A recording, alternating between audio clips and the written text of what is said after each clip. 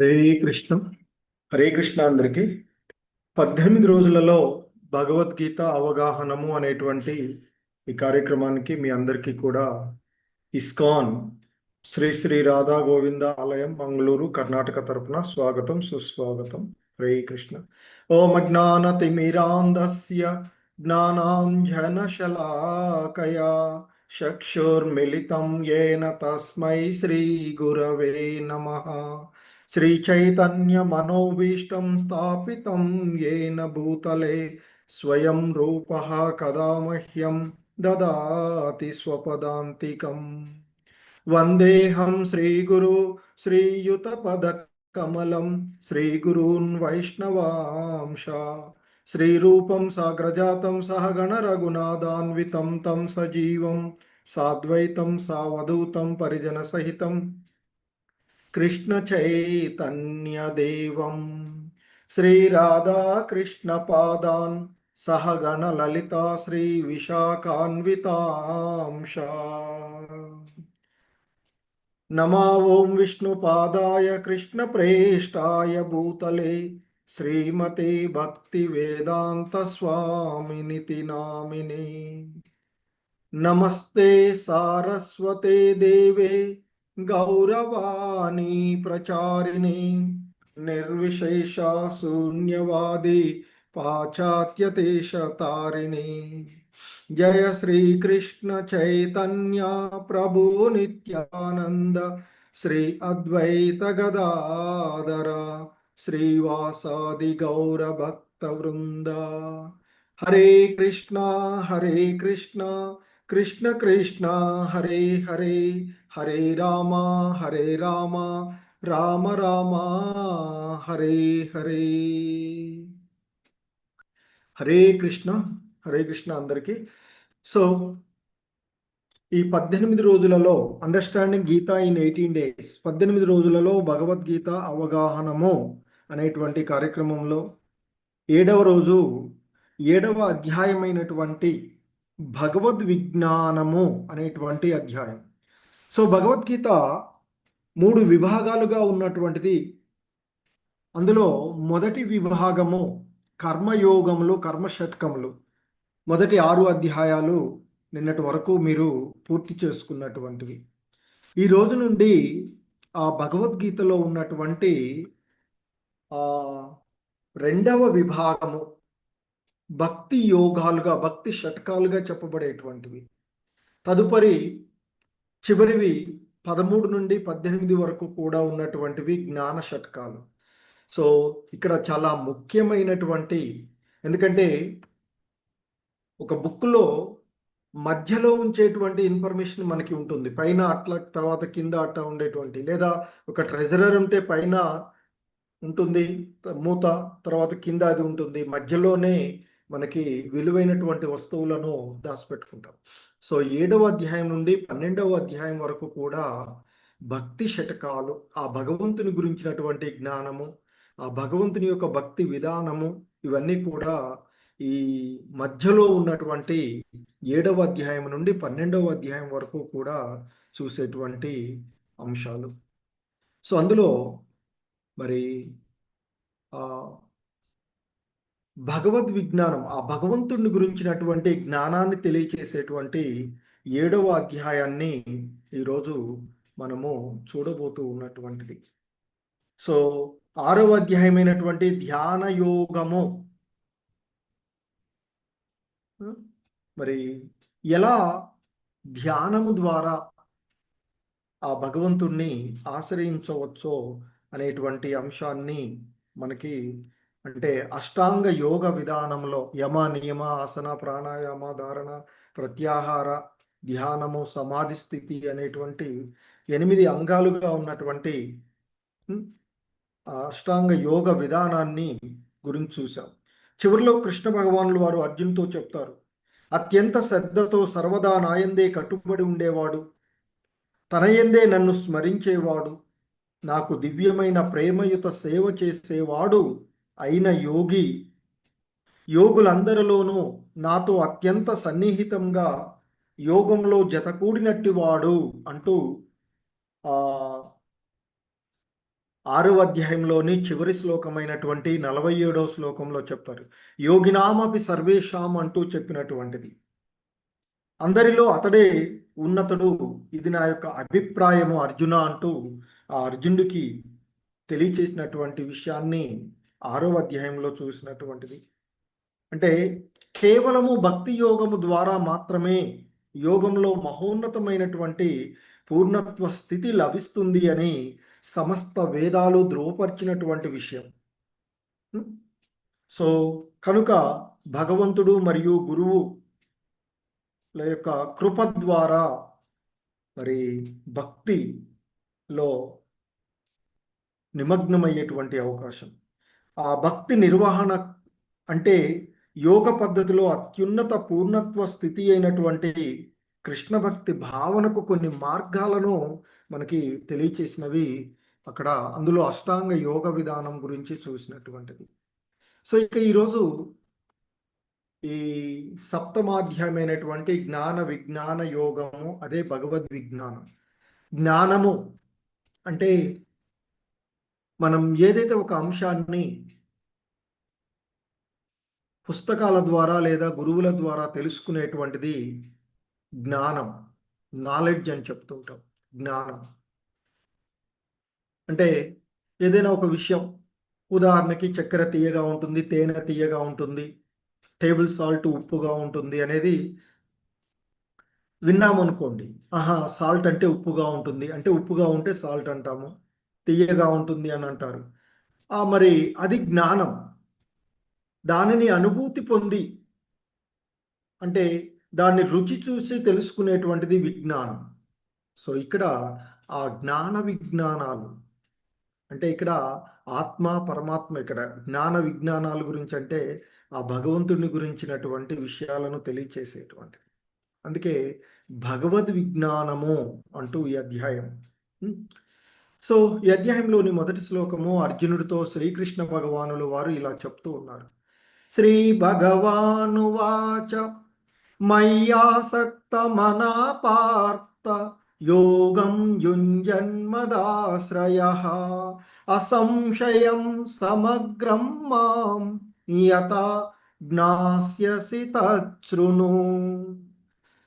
ఆ దేవాది దేవుడైనటువంటి శ్రీకృష్ణ భగవానుడు అర్జునుడితో చెప్తూ ఉన్నాడు, ఓ పార్థ అంటే అర్జున, మనసు నా మీదే నిలిపి నన్నే ఆశ్రయించి ధ్యాన యోగాన్ని ఆచరిస్తూ సందేహం లేకుండా సమగ్రంగా నన్ను ఎలా తెలుసుకోగలవో వివరిస్తాను విను. ఎందుకంటే మనకి భగవద్గీతలో మొదటి 6 అధ్యాయాలు, 1వ అధ్యాయమైనటువంటి అర్జున విషాద యోగము లేదా కురుక్షేత్ర రణరంగంలో సైనిక పరిశీలనము అనేటువంటి మొదటి అధ్యాయం నుండి నిన్న చూసినటువంటి ధ్యాన యోగము అనేటువంటి 6వ అధ్యాయం వరకు కూడా వివిధ రకాలైనటువంటి యోగాల ద్వారా ఆత్మానుభూతికి తనను ఉద్ధరించుకోగల సామర్థ్యము ఉన్నటువంటి ఆత్మస్వరూపునిగా జీవుడు వర్ణించబడినటువంటి అంశాన్ని చూస్తూ ఉన్నాం. చివరగా ముఖ్యంగా 6వ అధ్యాయంలో మనసును స్థిరీకరించడం ద్వారా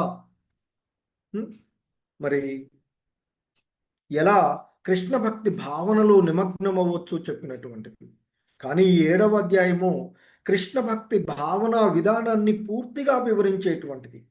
ఎందుకంటే సర్వ ఐశ్వర్యపూర్ణుడైనటువంటి శ్రీకృష్ణ భగవానుణ్ణి, ఆయన యొక్క ఐశ్వర్యాలను, ఆయన యొక్క దివ్య లీలలను ఎలా తెలుసుకోవాలో, తెలుసుకోవడం వల్ల కలిగే ప్రయోజనం ఏమిటో ఈ 7వ అధ్యాయం నుండి 12వ అధ్యాయం వరకు కూడా తెలియచేయబడుతూ ఉన్నటువంటిది. సో ఆ క్రమంలో మరి ఆయన చెప్తున్నారు ఇక్కడ,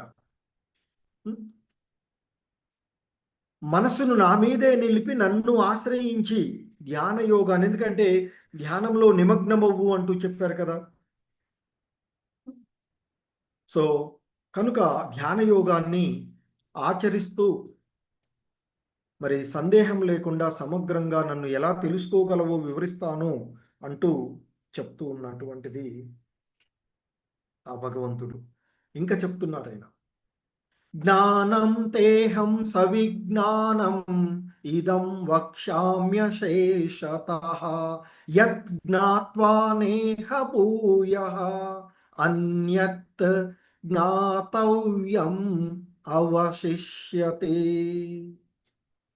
సో అంటున్నాడు, ఓ అర్జున, నేను ఇప్పుడు నీకు జ్ఞానము విజ్ఞానములతో పాటుగా,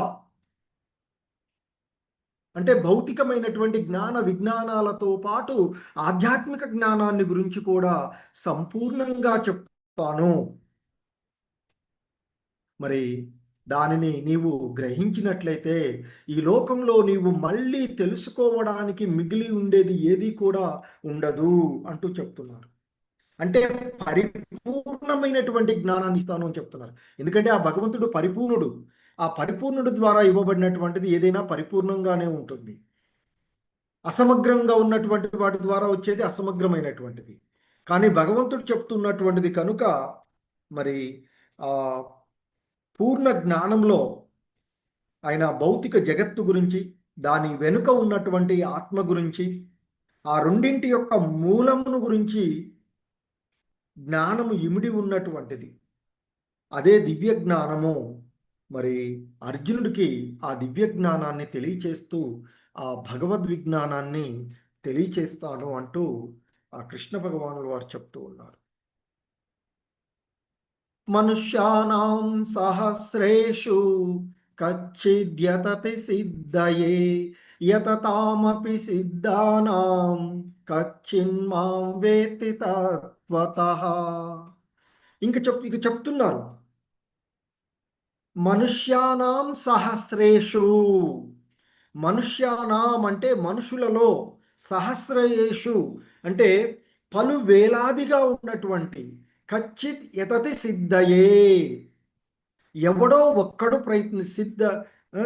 యతతి అంటే ప్రయత్నిస్తాడు, సిద్ధయే అంటే పరిపూర్ణత్వానికి అని చెప్తున్నారు. ఎన్నో వేలగా ఉన్నటువంటి ఈ మనుషులలో, కోట్లాదిగా ఉండేటువంటి, సో చెప్తున్నటువంటి ఎన్నో వేలగా ఉన్నటువంటి మనుషులలో ఏ ఒక్కడో పూర్ణత్వం కోసం ప్రయత్నం చేస్తాడు. అలా ప్రయత్నం చేసి పరిపూర్ణతను సాధించినటువంటి వాళ్ళలో కూడా నన్ను యథార్థంగా నిజంగా తెలుసుకున్నవాడు ఏ ఒక్కడో ఉంటాడు అంటూ ఆయన ఇక్కడ తెలియచేస్తుంది. ఎందుకంటే మనుషుల్లో నానా రకాలైనటువంటి వాళ్ళు ఉన్నారు అని చెప్తుంటారు. అలాంటి పలు వేలాదిగా ఉన్నటువంటి, ఎందుకంటే ఈ సృష్టిలో 84 లక్షల రకాలైనటువంటి జీవజాతులు ఉంటాయి. అందులో 4 లక్షల రకాలైనటువంటి మానవులు ఉంటారని చెప్తుంటారు. అందుకనే మనుషుల్లో నానా రకాలైనటువంటి తరగతులు ఉన్న అట్టి పలు వేలాదిగా ఉన్నటువంటి వారిలో ఏ ఒక్కడో ఆధ్యాత్మిక అనుభూతి కొరకు తగినంత ఇష్టం కలవాడై ఉంటాడు. అంటే ఆత్మ అంటే ఏమిటి, దేహం అంటే ఏమిటి, పరతత్వం అంటే ఏమిటో తెలుసుకోవడానికి ప్రయత్నం చేస్తాడు. అలా తెలుసుకోవడానికి ప్రయత్నం చేసినటువంటి వాళ్ళలో కూడా ఏ ఒక్కడో మాత్రమే ఆ భగవంతుణ్ణి యథార్థంగా తెలుసుకుంటారు అని చెప్తారు. ఎందుకంటే సాధారణంగా మనుషులు అలాగే పశువులు కూడా సాధారణంగా కొన్ని రకాలైనటువంటి విషయాల్లో మరి సేమ్ ఉంటుంటాయి. ఎందుకంటే మనుషులు కూడా పశు ప్రవృత్తుల్లోనే ఉంటారు. ఎందుకంటే అవి తింటూ మనం తింటూ ఉంటాం, అవి నిద్రపోతే మనం నిద్రపోతూ ఉంటాం, అవి రక్షణ చేసుకోవడం చేస్తూ ఉంటాయి, మనం చేస్తూ ఉంటుంటాం. అవి కూడా మైథున భోగంలోనే పాల్గొంటూ ఉంటాయి. మనుషులు కూడా అలాగే ఉంటూ ఉంటారు. అది మరి మనిషికి పశువుకి తేడా లేని బుద్ధిని ఉపయోగించి పరతత్వ జ్ఞానాన్ని పొందడమే మరి మనకి ఈ మానవ జన్మ మహోన్నతమైనటువంటి లక్ష్యాన్ని సాధించడానికి ఉన్నది అని చెప్తుంటుంటారు. ఏమిటా లక్ష్య సాధన అంటే తిరిగి భగవద్ధామాన్ని చేరుకోవడం. మనము ఇక్కడ చెందిన వాళ్ళం కాదు, ఆధ్యాత్మిక లోకం. సో ఈ భౌతిక జగత్తు ఒక శిక్షణాలయం లాంటిది, ఒక జైల్. ఎలాగైతే సాధారణ జనజీవన స్రవంతిలో ఏవైనా పొరపాట్లు చేసినప్పుడు మార్పు కోసం వాళ్ళలో పరివర్తన రావడానికి జైల్లో వేస్తూ ఉంటుంటారు. అలాగే మనం ఆధ్యాత్మిక జగత్తు నుండి వచ్చినటువంటి.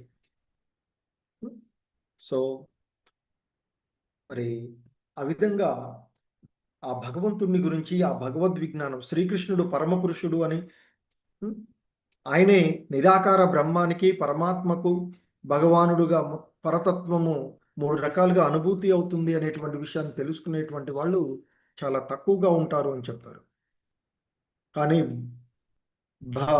బ్రహ్మ సమితిలో బ్రహ్మ చెప్తాడు, ఆ కృష్ణుడు దేవాది దేవుడు, సర్వకారణ కారకుడు, ఆదిదేవుడు, గోవిందుడు అని. ఈశ్వర పరమ కృష్ణ సచ్చిదానంద విగ్రహ అనాదిరాదిర్ గోవింద సర్వకారణ కారణం అంటూ చెప్తుంటారు. అలా తెలుసుకోవడం బ్రహ్మలాగా మరి ఆ భగవంతుని గురించి తెలుసుకోవడం అనేది చాలా కష్టం అని చెప్పబడుతుంది ఈ శ్లోకం. ఇంకా చెప్తున్నారు, భూమిరాపో నలో వాయు కమ్మనో బుద్ధిరేవచ అహంకారం ఇతి అహంకార ఇతీయం మే భిన్నా ప్రకృతిరష్టదా. సో ఇంకా చెప్తూ ఉన్నారు ఆయన, ఓ అర్జున, భూమి, జలము, నీరు, అగ్ని, గాలి, ఆకాశము, మనసు, బుద్ధి మరియు అహంకారము అను 8 రకాలుగా నా మాయాశక్తి విభజించబడి ఉన్నది అని చెప్తున్నారు. ఆ భగవద్ విజ్ఞానము భగవంతుని యొక్క సహజమైనటువంటి స్థితి. ఆయన యొక్క శక్తులు, అది అతని యొక్క శక్తులను, ఆ భగవంతుని యొక్క శక్తులను విశ్లేషిస్తుంది అని చెప్తూ ఉంటుంటారు. ఎందుకంటే ఇక్కడ ఈ పాంచభౌతికమైనటువంటి దేహం,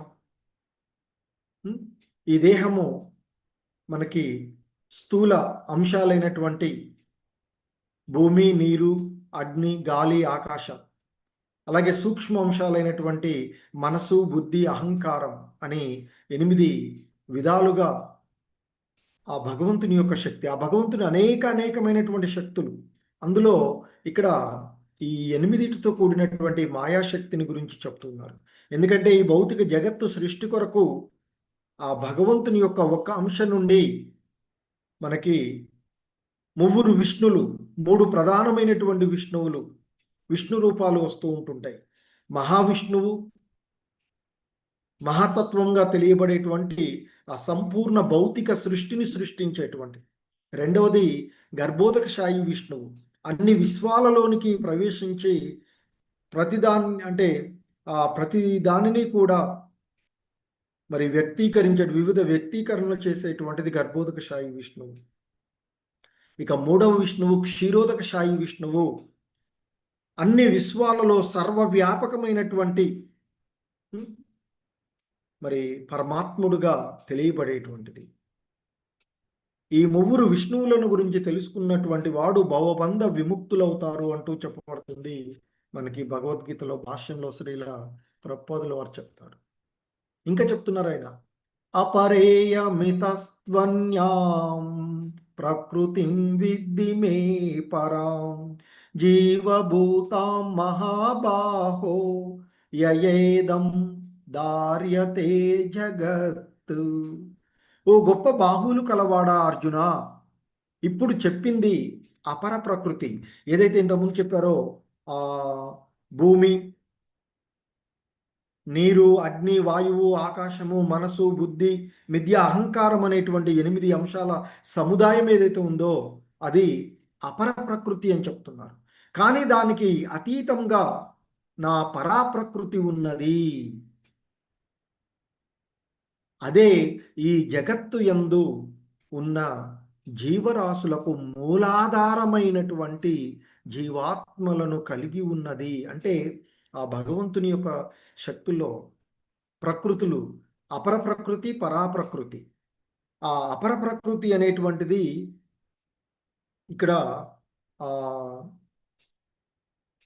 ఈ భౌతికమైనటువంటి భూమి, జలము, అగ్ని, వాయువు, ఆకాశము, మనసు, బుద్ధి, అహంకారం అనేటువంటి తత్వాలుగా ఆ భౌతిక పదార్థం ఏదైతే ఉందో అది అపరశక్తిగా చెప్పబడుతూ ఉన్నటువంటిది.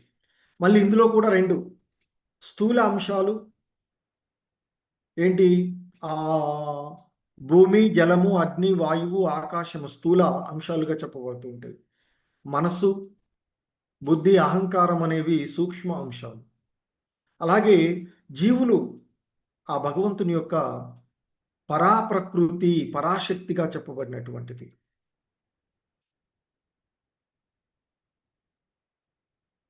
ఇంకా చెప్తున్నారు.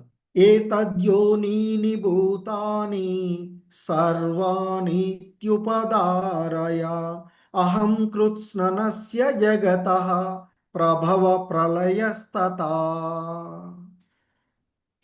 ఇంకా చెప్తూ ఉన్నారు ఆయన. ఓ అర్జున,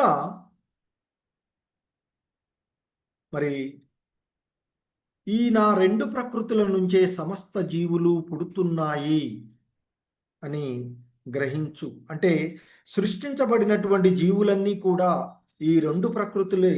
ఆ జీవులన్నింటికీ మూలము ఈ రెండు ప్రకృతులే, పరాప్రకృతి, అపర ప్రకృతి. నా ఈ రెండు ప్రకృతుల నుంచే సమస్త జీవులు పుడుతున్నాయి అని గ్రహించు. అందువల్ల సర్వ జగత్తు ఆవిర్భవించడానికి, అంతం కావడానికి నేనే కారణము అని తెలుసుకో. అంటే ఈ జగత్తులోని భౌతికమైనటువంటి సమస్తానికి, ఆధ్యాత్మికమైనటువంటి సమస్తానికి ఉత్పత్తి, వినాశనము రెండు కూడా నేనే అని నిశ్చయంగా తెలుసుకో అర్జున అంటూ చెప్తూ ఉన్నారు. ఎందుకంటే స్థితిని కలిగి ఉన్నటువంటి ప్రతిదీ భౌతిక పదార్థము ఆత్మ యొక్క ఫలంగానే చెప్పబడుతూ ఉంటుంది. ఆత్మ ఈ సృష్టికి మూలక్షేత్రం కాగా భౌతిక పదార్థము ఆత్మ చేత సృష్టించబడినటువంటిది. మరి ఈ ఆత్మ భౌతిక పదార్థాలు ఆ పదార్థ వృద్ధిలో ఒకదాని ఇంకొక స్థితిలో అవి సృష్టించబడలేదు అని చెప్తుంటారు. అవన్నీ కూడా ఆత్మ అనేటువంటిది శాశ్వతంగా ఉన్నటువంటిది. సో చెప్పి ఇంకా ఆయన చెప్తూ ఉన్నటువంటిది చాలా అతి ముఖ్యమైనటువంటి అంశాన్ని ఈ శ్లోకంలో చెప్తున్నారు. మత్త పరతరం నాణ్యత్ కించిదస్తి ధనంజయ మయి సర్వమిదం ప్రోతం సూత్రే మణిగణా ఇవ. ఓ ధనంజయ, నాకంటే శ్రేష్టమైన సత్యము ఇంకొకటి లేదు. పరమసత్యం ఆ భగవంతుడే అనేది చెప్తున్నారు. ఆయనను మించిన నిజము, సత్యము ఇంకొకటి లేదు అని చెప్తున్నారు. ముత్యాలను హారంగా దారము కలిపినట్లు ఈ సమస్త జగత్తు నా పైననే ఆధారపడి ఉన్నది. దారంలో ముత్యాలు గుచ్చబడినట్లు సమస్తము నాపైనే ఆధారపడి ఉన్నవి అని చెప్తున్నారు. మరి ఈ భగవద్గీత సంబంధించినంత వరకు సర్వ ఉపనిషత్తుల సారమైనటువంటి ఈ భగవద్గీత ప్రకారంగా ఆ పరతత్వము అంటే దేవదేవుడైనటువంటి శ్రీకృష్ణుడే అని ధృవపరుస్తూ ఉన్నటువంటి అంశము. ఇదే విషయాన్ని బ్రహ్మసంహిత కూడా చెప్తుంది. ఎందుకంటే ఈశ్వర పరమ కృష్ణ సచ్చిదానంద విగ్రహ అంటూ చెప్తున్నటువంటిది. సో మరి ఆయన సమస్తము ఆయన పైననే ఆధారపడి ఉన్నది అనేటువంటి విషయాన్ని, ఎందుకంటే ఆ పరమ పురుషుడు కంటే ఉన్నతమైనటువంటి సత్యము వేరొకటి లేదు. ఎందుకంటే అతడే సర్వోత్కృష్టుడు. అతడే అత్యంత సూక్ష్మమైనటువంటి దానికంటే కూడా సూక్ష్మమైనటువంటి వాడు. అత్యంత గొప్ప దానికంటే కూడా గొప్ప అయినటువంటి వాడు. సో కాబట్టి భౌతిక, ఆధ్యాత్మిక అనే పలు రకాల శక్తుల ద్వారా సర్వము వ్యాపించబడి ఉండేటువంటి భగవంతుడే పరతత్వము అనేది ఈ శ్లోకం ద్వారా చెప్పబడుతుంది. అందుకే అంటున్నారు మత్త పరతరం నాణ్యత్ కించిదస్తి ధనంజయ. సో ఆయన ఇక్కడ చెప్పబడుతూ ఉన్నటువంటి మత్తహ అంటే నాకంటే పరతరం శ్రేష్టమైనటువంటిది. అన్యత్, మత్ మత పరతరం అన్యత్, ఇక్కడ నాణ్యత్ అని చెప్తున్నారు. నా అన్యత్, ఇక లేదు, వేరొకటి లేదు. సో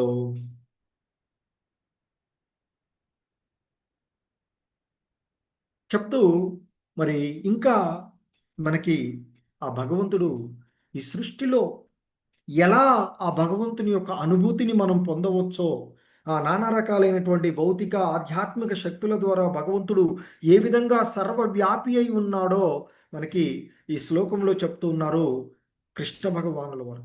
రసోహముత్సు కౌంతేయ ప్రభాష్మి శశి సూర్యయో ప్రణవ సర్వ వేదేషు శబ్దం కే పౌరుషం నృషు. ఓ కుంతి కుమారుడా అర్జున, నేను నీటిలోని రుచిని, అంటే మనం నీరు తీసుకునేటప్పుడు మనకి ఆ రుచి, ఆ దాహం తీరాలంటే నీటిని తీసుకోవాలి.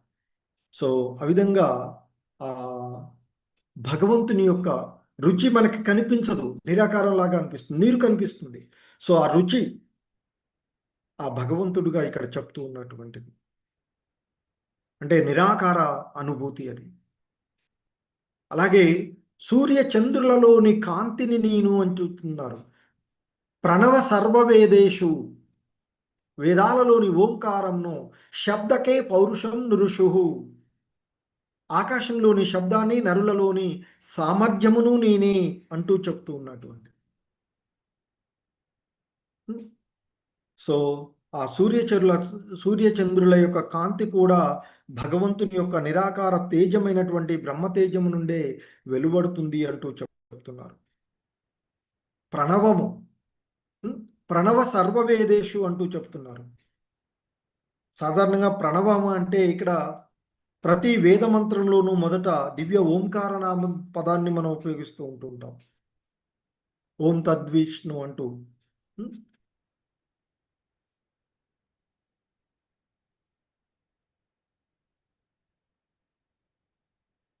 సో ఇంకా ఆయన చెప్తూ ఉన్నారు, జలంలోని రుచి తర్వాత ఇంకా ఆ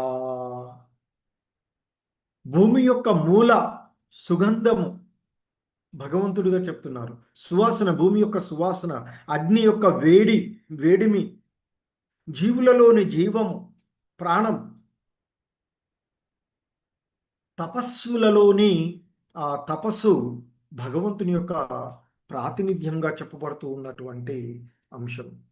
అలాగే ఇంకా చెప్తున్నారు, ఓ పృథకుమారా, నేను సర్వ ప్రాణులకు సనాతన బీజమును నేను, ఆది బీజం, సనాతన బీజం అంటే ఆది బీజమును నేను అని చెప్తున్నారు.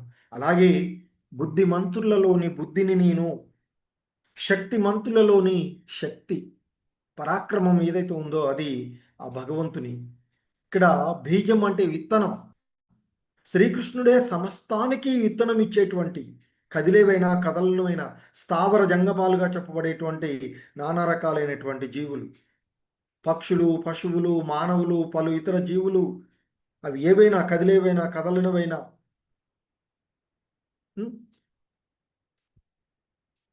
సో ఈ సృష్టిలో 84 లక్షల రకాలైనటువంటి జీవులు ఉన్నవి అని చెప్తుంటారు.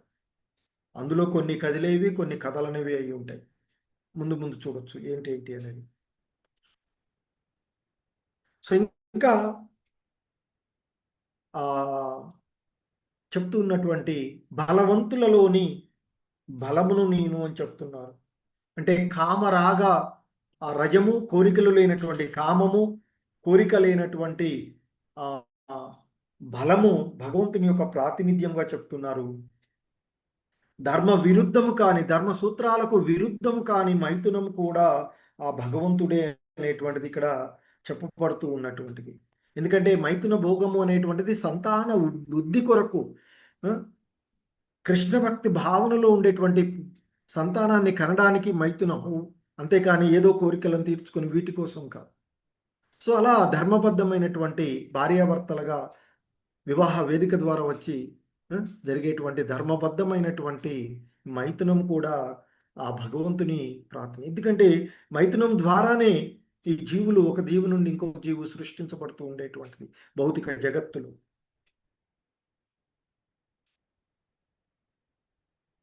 ఇంకా చెప్తున్నారు ఆయన, ఏ చైవ సాత్వికా భావ రాజసాస్తమసాచ్చయే మత్త ఏవైతి తాన్ విద్ధి నత్వాహం తేషు తే మయి. సో ఇంకా ఇక్కడ చెప్పబడుతున్నటువంటి సత్వగుణము, రజోగుణము లేదా తమో గుణానికి చెందిన జీవుని భావములన్నీ నా యొక్క శక్తి చేత, అంటే సత్వ రజో తమో గుణాలకు చెందినటువంటి జీవుని భావాలన్నీ కూడా భగవంతుని యొక్క శక్తి చేతనే కలిగాయని తెలుసుకోమంటూ ఉన్నారు. ఒక భావనలో నేను సమస్తము అయినా సర్వస్వతంత్రుడని, నేను ప్రకృతి త్రిగుణాల ఆధీనంలో లేను, ఎందుకంటే దానికి విరుద్ధంగా నాలోనే అవి ఉన్నాయి. ఎందుకంటే ప్రపంచంలోని భౌతిక కార్యాలన్నీ కూడా ప్రకృతి త్రిగుణాల యొక్క ఆధీనంలోనే నడపబడుతూ ఉన్నాయి అని చెప్తుంటారు.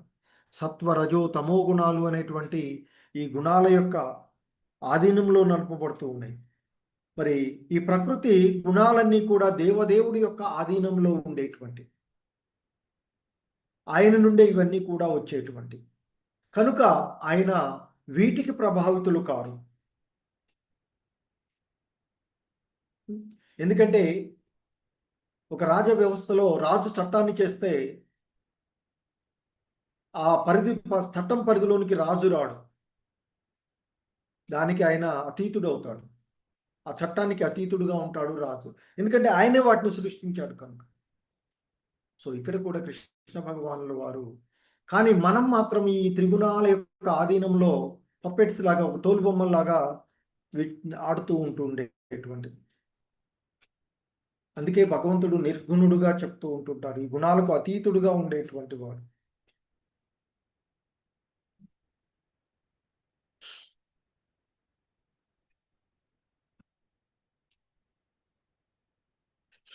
ఇంకా చెప్తూ ఉన్నారు, సత్వగుణము, రజోగుణము, తమో గుణము అనే 3 గుణాల ద్వారా మోహితులు అయినటువంటి మొత్తం ప్రపంచము ఆ గుణాలకు అతీతుడను, నశింపు లేని వాడను అయినా నన్ను తెలుసుకోలేకుండా ఉన్నది అని చెప్తున్నారు. ఎందుకంటే ఈ సమస్త జగత్తు కూడా త్రిగుణాల చేత మోహితమై ఉన్నటువంటిది. మరి ఈ త్రిగుణాల చేత మోహితులైనటువంటి వారు దేవదేవుడైనటువంటి శ్రీకృష్ణుడు ఈ ప్రకృతికి అతీతుడు అనేటువంటి విషయాన్ని వాళ్ళు అర్థం చేసుకోవట్లేకపోతున్నాము మనము అని చెప్తున్నారు. ఎందుకంటే ఈ భౌతిక ప్రకృతి భావంలో ఉన్నటువంటి ప్రతి జీవుడు కూడా ఒకానొక రకమైనటువంటి దేహాన్ని కలిగి ఉండి దానికి అనుగుణమైనటువంటి ప్రత్యేకమైనటువంటి మానసిక శారీరకమైనటువంటి కలాపాలను అతడు కలిగి ఉంటూ ఉంటాడు. సో ఆ విధంగా మరి ఆ గుణాలకు అతీతుడైనటువంటి భగవంతుడిని గురించి సరిగా తెలుసుకోలేకుండా పోతూ ఉన్నారని చెప్తున్నారు. ఎందుకంటే మానవులు, దేవతలు, పశువులు, అనేక రకాలైనటువంటి జీవులు ఇవన్నీ కూడా ప్రకృతి యొక్క ప్రభావంలోనే ఉన్నటువంటి. సో మరి వీటన్నిటికీ మూల ఆధారమైనటువంటి ఆ భగవంతుణ్ణి మర్చిపోయినటువంటి కారణంగానే మనము ఈ భౌతిక జగత్తులో దుఃఖాలు చిక్కుకొని పోతూ ఉన్నటువంటిది. అందుకే ఆయన ఇక్కడ చెప్తూ ఉన్నారు, దైవీ హేషా గుణమయీ మమ మాయా దురత్యయా మామేవ ఏ ప్రపద్యంతే మాయామేతాం తరంతి తే. ఇంకా చెప్తున్నాడు ఆ భగవంతుడు, ఓ అర్జున, ప్రకృతి త్రిగుణాలను కూడిన త్రిగుణ స్వరూపమైనటువంటి ఈ నా దైవమాయను దాటడము సామాన్యులకు సాధ్యపడదు. ఆ ప్రకృతి త్రిగుణాలను కూడినటువంటి ఆ భగవంతుని యొక్క దివ్యశక్తి దాటచక్యము కానిది అంటూ చెప్తూ ఉన్నారు. ఎందుకంటే ఆ భగవంతుడికి అసంఖ్యాకమైనటువంటి శక్తులు ఉన్నటువంటివి. మరి ఆ శక్తులన్నీ కూడా దివ్యమైనటువంటివి. సాధారణ జనులు ఆ భగవంతుని యొక్క శక్తులను ఉమ్, దాటడం అనేటువంటిది, ఆయన యొక్క మాయ నుండి బయటపడడం అనేటువంటిది కష్టం అని చెప్తున్నారు. కానీ ఎవడైతే నన్ను ఆశ్రయించి ఉంటారో వాళ్ళు సులభంగా ఆ దైవమాయను దాటగలుగుతారు అంటూ చెప్తూ ఉన్నటువంటిది. ఎందుకంటే మనకి గుణ అంటే తాడు. ఆ తాడుతో ఎంత పేరుకుపోతే ఈ గుణాలలో మనం అంత ఎక్కువగా బంధితులం అవుతూ ఉండేటువంటి వాళ్ళం. తాళ్ళు ఎక్కువగా చుట్టే అనుకోండి, చేతులు ఇలా కట్టేసి బయటకు రావడం కష్టం. ఏదో ఒక చుట్టు ఉందనుకోండి, బయటపడతాం. సో కనుక ఆయన ఇక్కడ మామేవ ఏ ప్రపద్యంతే, నన్నే ఆశ్రయించినటువంటి వాళ్ళు మాత్రమే. మాం అంటే నాకు, ఏవ అంటే నిశ్చయంగా, ఏ ఎవరైతే నన్ను ఆశ్రయిస్తారో వాళ్ళు మాత్రమే నా యొక్క ఈ దైవమాయను సులువుగా దాటగలరు అంటూ చెప్తూ ఇంకా చెప్తున్నారు ఇక్కడ. నమాం దుష్కృతినో మూఢ ప్రపద్యంతే నరాధమాః మాయాపహృత జ్ఞాన ఆసురం భావమాశ్రితాః. మహామూఢులు, మానవాదములు, మాయలో పడి వివేకం కోల్పోయిన వాళ్ళు, రాక్షస భావాలను ఆశ్రయించినటువంటి దుష్టులు నాకు శరణజొచ్చరు. ఎందుకంటే నమాం దుష్కృతినో అంటూ చెప్తున్నారు. ఒక 4 రకాలైనటువంటి దుష్టులు అని చెప్పబడుతున్నటువంటిది. ఈ 4 రకాలైనటువంటి ఈ దుర్మార్గులు, దుష్కృతులు ఎవరైతే ఉన్నారో, దుష్టులు ఎవరైతే ఉన్నారో ఆయన్ను, ఆ భగవంతుణ్ణి పాదపద్మాలకు శరణజొచ్చరు అని చెప్తారు. ఎందుకంటే ఆ దేవదేవుడైనటువంటి శ్రీకృష్ణ భగవాన్ని పాదపద్మాలకు కేవలం శరణజొచ్చడం ద్వారా మనిషి కఠినమైనటువంటి ప్రకృతి నియమాలను దాటగలుగుతాడు అనేటువంటిది చెప్పబడుతున్నది. కానీ ఎవడైతే ఆయనను, ఒక 4 రకాలైనటువంటి వాళ్ళు ఆయనను ఆశ్రయించరు అని చెప్తున్నారు. మహామూఢులు. ఇక మహామూఢులు అంటే ఇక కష్టించి పనిచేసే జంతువులాగా మూర్ఖులైనటువంటి మూఢులు అని చెప్తారు. దానికి ఉదాహరణ గాడిద చెప్తాం. గాడిద చాకరీ చేసేటువంటి వాళ్ళు. ఆ చేసిన ఫలాలను తానే అనుభవించాలి, తానే భోగించాలి అనేటువంటి ఒక భావనలో ఉండేటువంటి వాళ్ళు. అలాగే 4 లక్షల రకాలైనటువంటి మానవుల్లో, ఎందుకంటే సృష్టిలో 84 లక్షల రకాలైనటువంటి జీవజాతులలో 4 లక్షల రకాలైనటువంటి మానవులు ఉంటారు. అందులో అధములు, మానవులలోనే అధములుగా ఉండేటువంటి వాళ్ళు, వారు కూడా ఆ భగవంతుని ఆశ్రయించరు అని చెప్తున్నారు. ఇక 3వ వాళ్ళు మాయాపహృత జ్ఞానాహ, మాయా ప్రభావం వలన తమ యొక్క విశేషమైనటువంటి జ్ఞానం నశించిన వాళ్ళు, సమాజంలో తప్పుదారి పెట్టినటువంటి మేధావులు అని చెప్తూ ఉంటుంటారు. అంటే దాదాపుగా వీళ్ళంతా చదువుకున్నటువంటి వాళ్ళు, గొప్ప తత్వవేత్తలు, కవులు, విద్యావంతులు, శాస్త్రజ్ఞులు.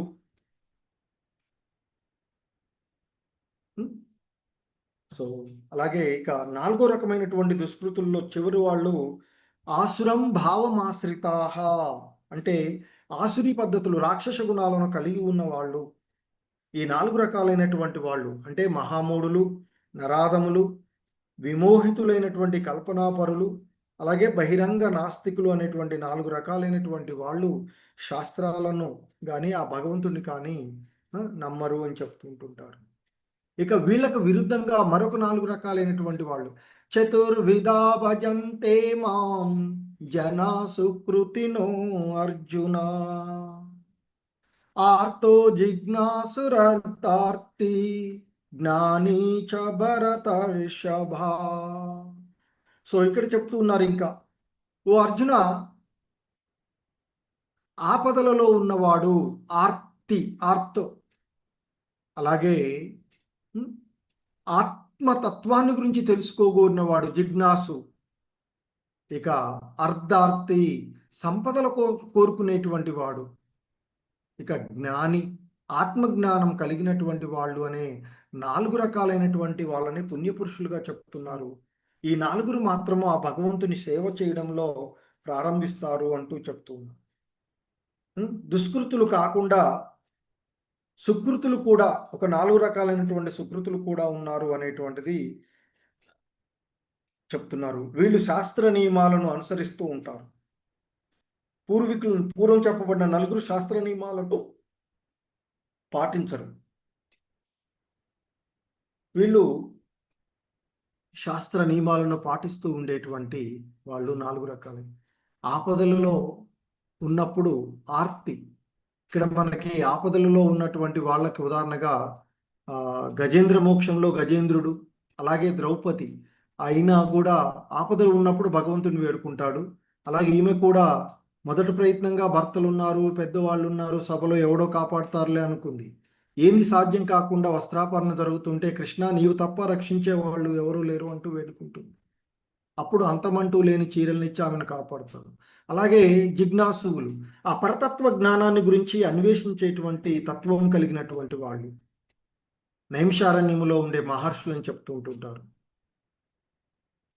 ఇక అర్ధార్థి, సంపదల కోసం భగవంతుణ్ణి ఆశ్రయించే వాళ్ళు ధ్రువుడు మరియు ఇక్కడ సుగ్రీవుడు. సుగ్రీవుడు ఆ భగవంతుడిని శ్రీరామచంద్రుడిని ఆశ్రయిస్తాడు. ఇక జ్ఞానాభిలాషుల్లో మనకి ఆ సుఖదేవ గోస్వామి, వ్యాసుల వారు, వీళ్ళను మనము చెప్పుకోవచ్చు. మరి వీళ్ళందరిలో ఈ 4 రకాలైనటువంటి వాళ్ళలో చెప్తూ ఉన్నారు ఇక్కడ. ఈ నలుగురిలో నిత్యము భగవంతుణ్ణి భక్తితో భజించే ఆత్మజ్ఞాని అత్యుత్తముడు. అలాంటి జ్ఞానికి నేను ప్రియమైన వాడిని, నాకు అతను ఎంతో ప్రియమైన వాడు అంటూ చెప్తూ ఉన్నారు ఆ భగవంతుడు. ఇంకా చెప్తున్నారు ఆయన, వీళ్ళంతా గొప్పవాళ్లే అయినప్పటికీ కూడా జ్ఞాని మాత్రము నా యొక్క ఆత్మస్వరూపుడు అని నేను నా యొక్క అభిప్రాయము అర్జున అంటూ చెప్తున్నారు. ఎందుకంటే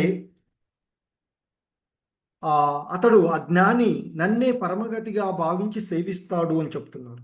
ఎందుకంటే జ్ఞానంలో పరిపూర్ణులు కానటువంటి భక్తులు భగవంతుడికి ప్రియమైన వారు కారనే కాదు అనేది కూడా ఇంకో రకంగా చెప్పబడుతుంది. సో ఎందుకంటే మరి ఏ ప్రయోజనం కొరకైనా భగవంతుని దరిచేరేటువంటి వాడు మహాత్ముడే. ఆ విధంగానైనా భగవంతుణ్ణి ఆశ్రయిస్తూ ఉన్నాడు. తద్వారా క్రమక్రమంగా, ఎందుకంటే మొదట మనకి ఆపదలు వచ్చినప్పుడు భగవంతుడు గుర్తొచ్చే దేవా అంటూ ఉంటాం. ఏదైనా ఆపద వచ్చినప్పుడు హే భగవాన్ అంటూ ఉంటాం. ఆ భగవంతుడిని ఆశ్రయించి కోరుకుంటాం, ఈ ఆపద నుంచి నన్ను బయటపడేవా, నీకు అది చేస్తా ఇది చేస్తా అని మొక్కుకుంటూ ఉంటాం మనం. అది తీరగానే మళ్ళీ అయ్యో భగవంతుడున్నాడు మనకు, నాకు తీర్చాడు అని కొంచెం ఎలా భగవంతుని వైపుకి వెళ్తూ ఉంటుంది. ఎందుకంటే ఇక్కడ విశుద్ధ భక్తులు సర్వదా ఆ భగవంతుని యొక్క హృదయంలోనే ఉంటారు అనే భాగవతంలో చెప్తారు ఆయన. అలాగే నేను సర్వదా నా భక్తుల హృదయంలో ఉంటాను, నా భక్తులు నా హృదయంలో ఉంటారు, నేను వారి హృదయంలో ఉంటాను. భక్తుడు నన్ను మించి ఏది కోరుకోడు. దీనికి మనము అర్జునును దుర్యోధనుడు చూస్తాం. కురుక్షేత్ర యుద్ధానికి ముందు శ్రీకృష్ణ భగవాన్ని ఆశ్రయించి వెళ్తారు ఇద్దరు కూడా. ఆయన చెప్తారు, నా నారాయణి సేన అంతా ఒకవైపు ఉంటుంది, నేను ఒక్కడిని ఒకవైపు ఉంటాను, అందులో నేను మాత్రం యుద్ధం చెయ్యను అని చెప్తారు. అయినా అర్జునుడు కోరుకోమంటే దుర్యోధను అనుకుంటుంటాడు, అబ్బా అర్జునుడికి అవకాశం వస్తుంది, నారాయణ సేన పోతే ఈయన ఒక్కడు వస్తాడట, మళ్ళీ యుద్ధం చేయడట, ఈయనెందుకు నాకు అన్న భావనలో ఉంటాడు. కానీ అర్జునుడు నీ నారాయణ సేన నాకొద్దు, మీరే నాకుంటే చాలు. ఎందుకంటే ఆ భగవంతుని యొక్క తత్వాన్ని తెలుసుకున్నవాడు అర్జునుడు. కానీ దుర్యోధనుడికి అది తెలవదు. అయ్యో నారాయణ సేనను అర్జునుడు కోరుకుంటాడో ఏమో అనుకుంటూ ఆలోచిస్తాడు. కానీ అర్జునుడు అలా చేయడు. నీ నారాయణి సేన నాకొద్దు ప్రభు, మీరే నాకు కావాలి అని కోరుకుంటాడు.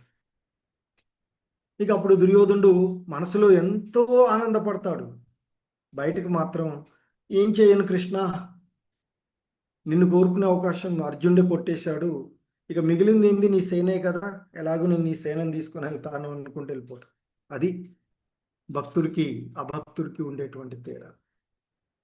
ఇక్కడ చెప్తున్నారు అటువంటి శుద్ధ భక్తులు చాలా అరుదుగా ఉంటారు అని చెప్తున్నారు. అందుకే ఇక్కడ చెప్తున్నారు, బహూనాం జన్మనామంతే జ్ఞానవాన్ మాం ప్రపద్యతే వాసుదేవ సర్వమితి స మహాత్మా సుదుర్లభ. అనేక జన్మలలో ఆచరించిన పుణ్య కర్మ ఫలంగా జ్ఞాని చివరికి జగత్తు సర్వము వాసుదేవమయము అనే జ్ఞానంతో నన్ను ఆశ్రయిస్తాడు. కానీ అర్జున, ఈ లోకంలో అటువంటి మహానుభావులు చాలా అరుదుగా ఉంటారు అంటూ చెప్తూ ఉన్నారు. ఎందుకంటే జీవుడు భక్తియుత సేవ చేస్తూ ఉన్నప్పుడు, అంటే అనేక జన్మల దివ్య అనుష్ఠానములతో పరమపురుషుడే ఆధ్యాత్మిక అనుభూతి యొక్క చర్మ లక్ష్యం అనేటువంటి విశుద్ధ దివ్య జ్ఞానంలో నిజంగా నెలకొంటాడు అని చెప్తారు. సో ప్రారంభ దశలో నిరాకారం వైపుకు మొగ్గుతూ ఉంటారు, అందుకే జ్ఞాన మార్గాల్లో వెళ్తూ ఉంటుంటారు. సో కానీ అనేక జన్మలలో ఆచరించిన పుణ్య కర్మల ఫలంగా మరి ఆ భగవంతుని యొక్క కృప ద్వారా, ఆ భగవంతుని యొక్క కృపయే సర్వము అని తెలుసుకుంటాడు. అతడే సర్వకారణ కారకాడుగా తెలుసుకొని ఆయన్ను మించి భౌతిక జగత్తులో స్వతంత్రంగా ఏదీ లేదు అని తెలుసుకుంటాడు. అలా తెలుసుకునే వాళ్ళు చాలా అరుదుగా ఉంటారు అంటూ చెప్తున్నారు. అలాగే ఇంకా చెప్తున్నారు ఆయన ఇక్కడ, భౌతికము వాంఛల చేత జ్ఞానము అపహరించబడిన వారు దేవతలకు శరణాగతులవుతారు. ఎందుకంటే సమస్త భౌతిక కల్మషాల నుండి బయటపడినటువంటి వారు భగవంతునికి శరణజొచ్చి ఆయన భక్తియుత సేవలో నెలకొనగా, ఇక భౌతికమైనటువంటి ఆపేక్షలను కలిగి ఉన్నవారు, భౌతిక వాంఛల చేత జ్ఞానము అపహరించబడిన వాళ్ళు దేవతలకు శరణాగతులు అవుతారు అని చెప్తున్నారు. వారి స్వభావాన్ని అనుసరిస్తూ ఆ దేవతలను ప్రసన్నం చేసుకోవడానికి ఆయా కర్మకాండాల్లో నిమగ్నమవుతూ ఉంటుంటారు. అంతే కదా, ఒక్కొక్క దేవతకు ఒక్కొక్క రకమైనటువంటి పూజా విధానము ఉంటుంది అని చెప్పబడుతుంది. ఈ దేవతకి ఇది సమర్పిస్తే నాకు ఇది కోరుతుంది, కోరిక నెరవేరుతుంది అని చెప్పే వాళ్ళు ఉన్నారు కదా మనకి. సో అలా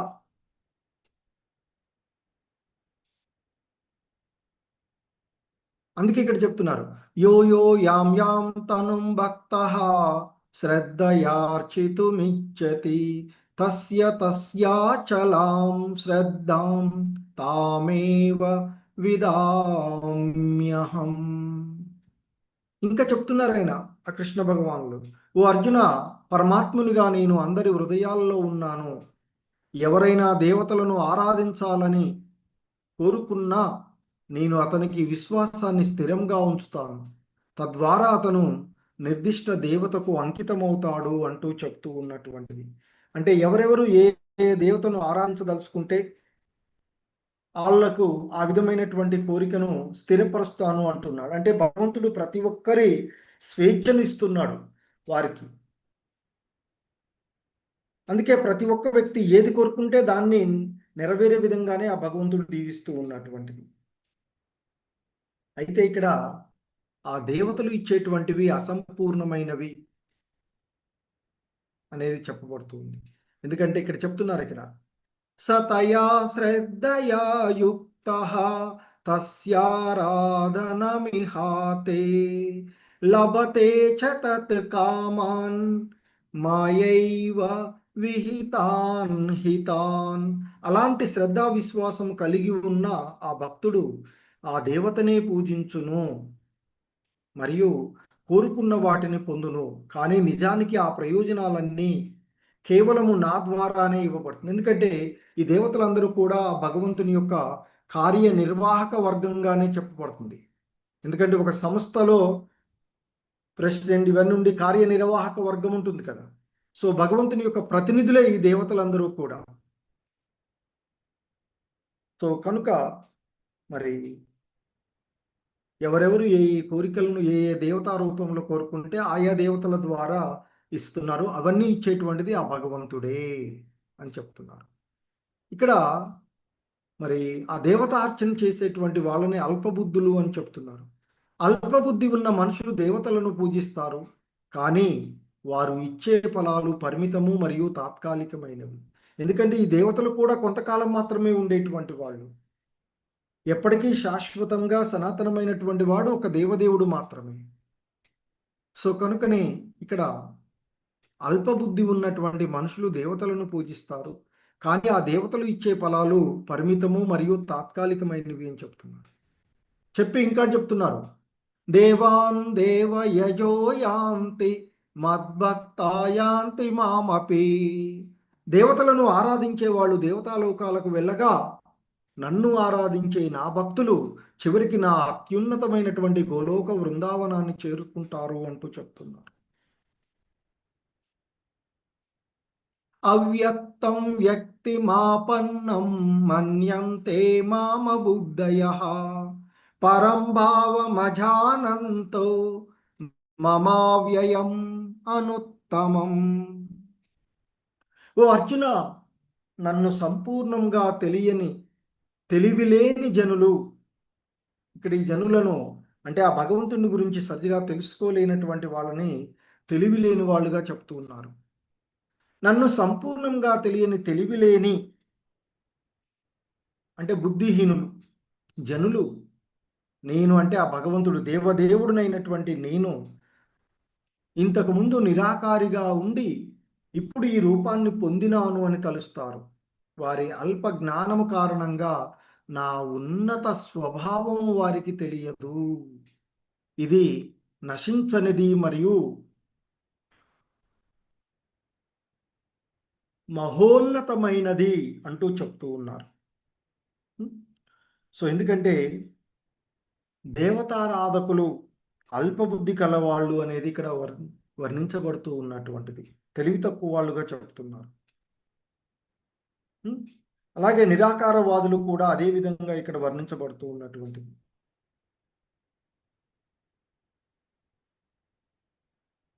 మరి దేవదేవుడైనటువంటి శ్రీకృష్ణుడు తన నిజ రూపంలో ఇక్కడ అర్జునుడు ముందు మాట్లాడుతూ ఉన్నది అదే చెప్తున్నారు ఇక్కడ. నేను అంటే దేవదేవుడినైన నేను ఇంతకు ముందు నిరాకారుడుగా ఉండి ఇప్పుడు ఈ రూపాన్ని పొందాను అని తలుస్తారు. ఇదంతా వారి యొక్క అల్పజ్ఞానము అని చెప్తున్నారు. నా యొక్క ఉన్నత స్వభావం వారికి తెలియదు, ఎందుకంటే ఇది శాశ్వతమైనది మహోన్నతమైనది అంటూ చెప్తారు.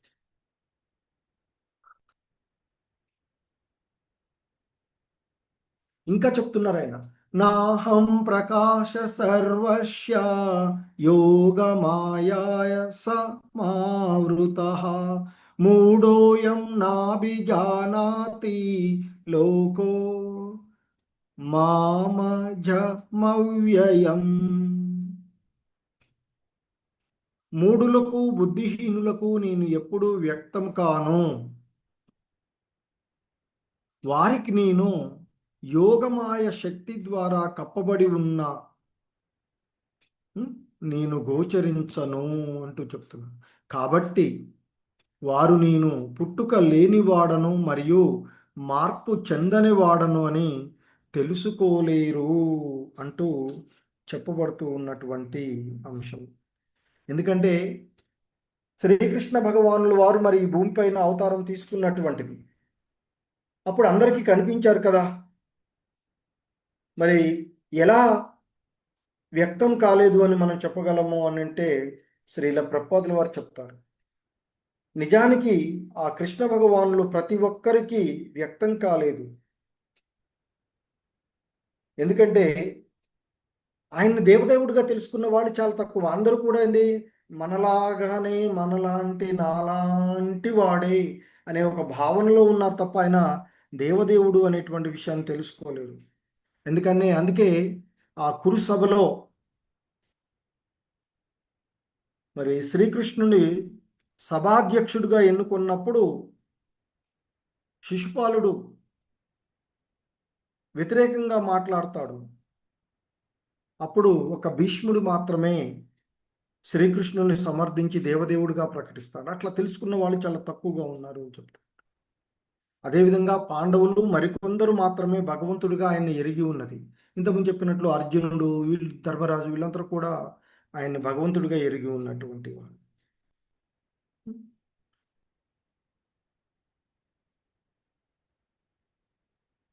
కేవలము భక్తులకే ఆయన ప్రకటితమవుతాను అనేటువంటిది ఇక్కడ చెప్తుంది. అందుకే ఇంకా చెప్తున్నాను, వేదాహం సమతీతాని వర్తమానాని చార్జున భవిష్యాని చ భూతాని మాం తు వేద న కచ్చన. ఓ అర్జున, దేవదేవునిగా భూత భవిష్యత్తు వర్తమాన కాలాలకు సంబంధించిన జీవులందరూ నాకు తెలుసు, అయితే నేను ఏ ఒక్కడికి తెలియను అంటూ చెప్తూ ఉన్నటువంటిది.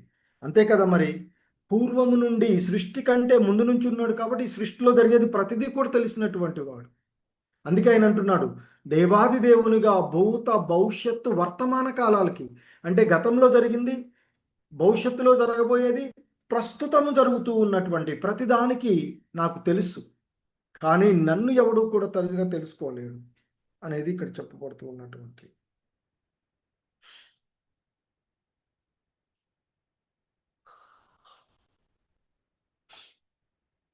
మరి ఎవరు భక్తులు కాగలరో చెప్తున్నారు ఇక్కడ. పూర్వజన్మలోనూ ప్రస్తుత జన్మలోనూ భక్తితో వ్యవహరించినటువంటి వ్యక్తులు వారి పాపాత్మకమైనటువంటి చర్యలు పూర్తిగా నిర్మూలించబడి మాయ యొక్క ద్వంద్వత్వము నుండి విముక్తి పొందినటువంటి వ్యక్తులు నా యొక్క సేవలో నిశ్చయంతో నిమగ్నులవుతారు అర్జున అంటూ చెప్తూ ఉన్నటువంటి అంశం. ఎందుకంటే దివ్యస్థితికి ఎదగడానికి యోగ్యులైనటువంటి వారు ఎవరు అనేది ఈ శ్లోకంలో చెప్పబడింది. ఎవరు అంటే పూర్వజన్మలోనూ ప్రస్తుత జన్మలోనూ భక్తితో వ్యవహరించినటువంటి వ్యక్తులు. అలా భక్తితో వ్యవహరించడం వల్ల వారి పాపాత్మకమైనటువంటి చర్యలన్నీ కూడా పూర్తిగా తొలగిపోతాయి. సో ఎప్పుడైతే జ్ఞానం వస్తుందో అజ్ఞానం అంతా తొలగిపోతుంది. అంటే వెలుతురు వచ్చినప్పుడు చీకటి తొలగిపోయిన మాదిరిగా. సో కానీ మా యొక్క ద్వంద్వత్వం నుండి విముక్తి పొందినటువంటి వ్యక్తులే ఆ భగవంతుని యొక్క సేవలో నిమగ్నమై ఉంటారు అనేది చెప్తున్నటువంటి. జరామరణ మోక్షాయ మామాశ్రిత్య యతంతి ఏ తే బ్రహ్మ తద్విదు కృత్స్నన మధ్యాత్మా కర్మ చాకిలం. సో ఇంకా చెప్తున్నారు, ముసలితనము నుండి మృత్యువు నుండి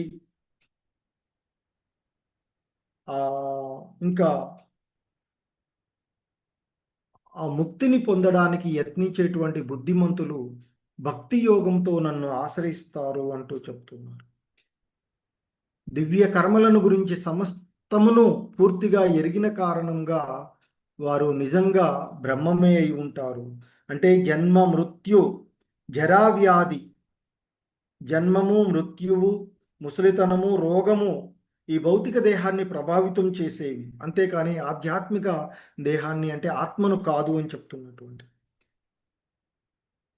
ఆధ్యాత్మిక దేహానికి జన్మ కానీ మృత్యువు కానీ ముసలితనం కానీ రోగం కానీ రావు.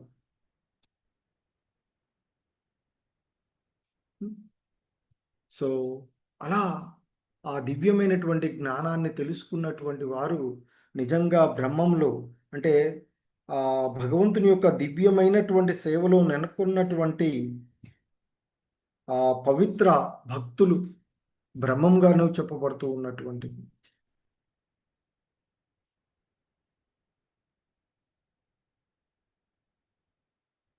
ఇక ఈ అధ్యాయంలో చివరి శ్లోకంగా ఈ విధంగా చెప్తున్నా, సాదిభూతాది దైవం మాం సాది యజ్ఞం చ ఏ విదుః ప్రయాణకాలేపి చ మాం తే విదుర్యుక్త చేతసః. సో ఇక చెబుతున్నారు, ఓ అర్జున, దేవాది దేవుడునైన నన్ను సమస్త జగత్తుకు, దేవతలకు, అన్ని యజ్ఞ పద్ధతుల యొక్క అధిపతిగా తెలుసుకుని నా పూర్తి భావనలో ఉన్నవారు మరణ సమయంలో నన్ను తెలుసుకుని ఉంటారు, ఆ భగవంతుని కూడా ఎరిగి ఉంటారు అని చెప్తున్నాను. ఎందుకంటే కృష్ణ భక్తి భావనలో పనిచేసేటువంటి వ్యక్తులు ఆ భగవాన్ని పూర్తిగా అవగాహన చేసుకుని ఆ మార్గం నుండి తప్పుకోకుండా ఉంటారు, ఏనాడు కూడా ఆ మార్గం నుండి తప్పరు అని చెప్తున్నారు. సో ఎందుకంటే ఏ విధంగా ఆ భగవంతుడు సమస్త జగత్తులో చివరికి దేవతలకు కూడా అధిపతి అయి ఉంటాడో, మరి దివ్యమైన కృష్ణ భక్తి భావన సాంగత్యంలోనే మనిషి అర్థం చేసుకోగలడు అని చెప్తూ ఉంటుంటారు. అలాంటి వాడు, అలాంటి కృష్ణ భక్తి భావనలో ఉన్నవాడు మరణ సమయంలో కూడా కృష్ణుణ్ణి మర్చిపోడు అని చెప్తున్నారు. సో దీనికి మనకి భీష్మ పితామహులు అంపశయ్యపై ఉన్నటువంటి ఆయన ఆ భగవంతుని యొక్క విష్ణు సహస్రనామాలను మనకి అందించినటువంటి వాడు. హరే కృష్ణ, జగద్గురు శ్రీల ప్రపాద్ కీ జై. హరే కృష్ణ కృష్ణ కృష్ణ హరే హరే, హరే రామ రామ రామ హరే హరే. హరే కృష్ణ, కృష్ణం వందే జగద్గురు. హరే కృష్ణ.